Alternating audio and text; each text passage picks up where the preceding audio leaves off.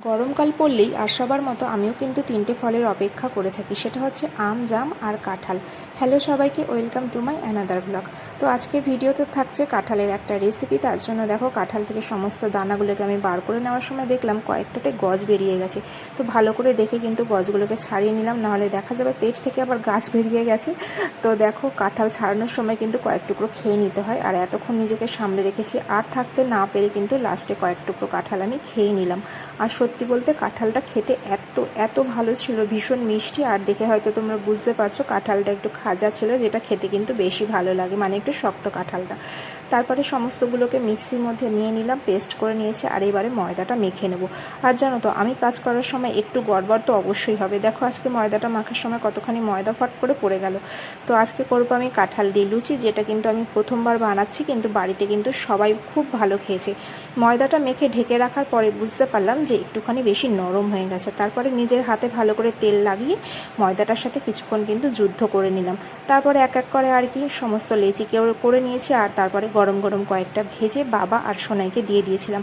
তো দুজনেই খেয়ে খুব প্রশংসা করেছিল। সোনাই তো বলছে, মা আমাকে কিন্তু আরও দুটো তিনটে দেবে, আমার কিন্তু পেট ভরেনি।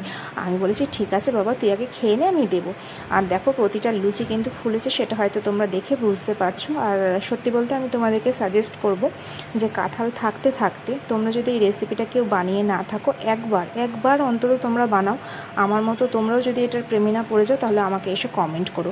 তো দেখো প্রতিটা লুচি কিন্তু আমার ফুলেছে, যেটা আমি তোমাদেরকে বললাম।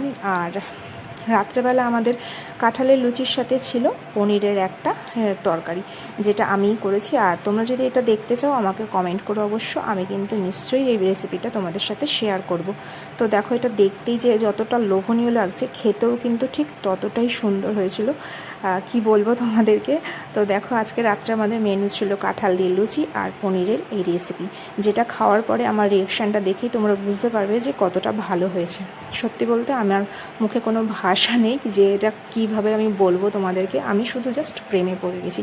তাই তোমরা একবার হলেও কিন্তু এটা বানাও। তো আজকের ভিডিও কেমন লাগলো আমাকে কিন্তু কমেন্ট করে জানিও। ভালো লাগলে একটা লাইক করে সাবস্ক্রাইব করে আমার পাশে থেকো। সবাই সুস্থ থেকো, ভালো থেকো। দেখা হবে অন্য ভিডিওতে। টাটা।